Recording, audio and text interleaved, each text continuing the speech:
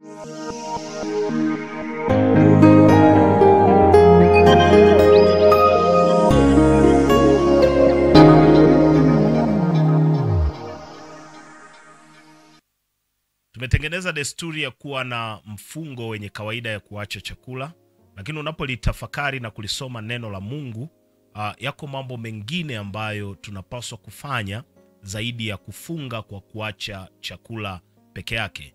Ukisoma katika Isaya 58 aya 6, Isaya 58 aya 6, Biblia inasema, "Je, saumu niliyoichagua sio ya namna hii, kufunga vifungo vya uovu, kuzilegeza kamba za nira, kuwaacha huru walioonewa, na kwamba mvunje kila nira."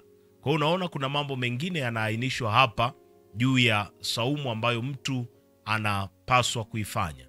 Sio kuacha chakula peke yake, lakini kuna kufunga vifungo vya uovu. Ukiacha chakula peke yake na bado unaendelea kufanya dhambi, unamkosea Mungu. Utakuwa umefanya mfungo usiohitajika mbele za Bwana. Kwa sababu katika Isaya 58:6 anatuambia, "Je, saumu niliyoichagua sio ya namna hii?" Na kwa kuwa tunafunga kwa Bwana, na yeye ana saumu yake ameichagua kwa ajili yetu, ya kwamba tuache uovu na dhambi. Kwa hiyo jambo la kwanza tunaliona katika Isaya 58:6 ni kufunga vifungo vya uovu na dhambi. Je, katika kufunga kwako msimu huu na nyakati nyingine zozote ambazo unakuwa umefunga, huwa unakumbuka kuacha na kujitenga na dhambi?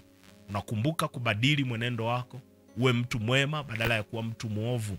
Unakumbuka kuyatengeneza matendo yako katika maisha? Unakumbuka kuwa na toba ya dhati, kugeuka na kubadilika na kutokurejea tena katika dhambi?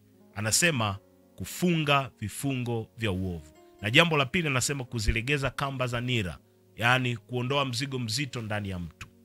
Mambo yoyote yanayokulemea, yanayokuvuta nyuma, yanayokufanya ushindwe kutenda mema, kutenda haki, hayo ndiyo mizigo mizito ambayo tunaibeba, tunapaswa kuiondoa, kuivua. Alafu anasema kuacha huru walioonewa.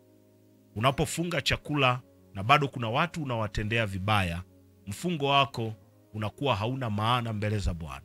Mungu anataka waachie huru watu ambao umewaonea, watu ambao unawatesa. Umepewa mamlaka ofisini, umepewa nafasi ofisini juu ya watu wengine, unayo nguvu kwenye familia kama baba, kama mama. Ukiwa unaendelea kuwatesa watu wengine, hata kama utafunga na kuacha chakula, bado utakuwa hujatenda jambo ambalo Mungu atalipokea katika madhabahu yake, atalipokea kutoka kwenye moyo wako. Mungu anahitaji ufanye zaidi kwa kuacha wale unaoonea, wale unaowatesa, wale ambao umewawekea vitu vigumu kwenye maisha yao kwa makusudi ya kwako mwenyewe na yale unayoyataka wewe mwenyewe. Sasa Mungu amekuinua, amekuweka kwenye nafasi, ni muhimu ukaacha kuwatesa watu. Na mwisho anasema na kwamba mvunje kila nira. Kamba zozote, nira zozote ambazo tumezibeba zivunjike kwenye maisha yetu. Mambo yoyote ambayo si mema, ambayo ndiyo yamefungwa shingoni mwetu kuongoza maisha yetu, yavunjike. Kwa hiyo ni zaidi sana ya kuacha chakula na kusema sitakula asubuhi, sitakula mchana, nitakula jioni. Lakini Mungu anatafuta kuona tumefunga vifungo vya uovu. Mungu anatafuta kuona tumewaachia huru wale ambao tumekuwa tukiwatesa na kuwaonea, ili neema yake na baraka yake ipate kusimama pamoja nasi. Na tuombe. Bwana Yesu, ninakusifu na kutukuza. Asante kwa neema yako, asante kwa ukuu wako. Ninakushukuru kwa ajili ya neno hili ambalo umeliachia kwetu. Mwangalie mtumishi wako huyu Bwana, kamjalie neema Bwana, ili avifunge vifungo vya uovu katika maisha yake. Kamsaidie Bwana, akawaachie watu wote ambao amekuwa akiwatendea vibaya, amekuwa akiwanena vibaya, amekuwa akiwaonea kwa namna moja au nyingine.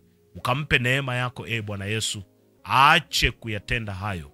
Fadhili zako ziwe juu yake, akatue kila mzigo mzito unaomlemea na kumpoteza katika kusudi lako. Neema yako iwe juu yake, ukamsaidie Bwana, na kila nila ivunjike shingoni mwake, awe mtu huru, akatende yaliyo mema siku zote za maisha yake, kwa jina na kwa damu ya Yesu. Amen. Asante sana kwa kufuatilia kipindi hiki. Mungu akubariki.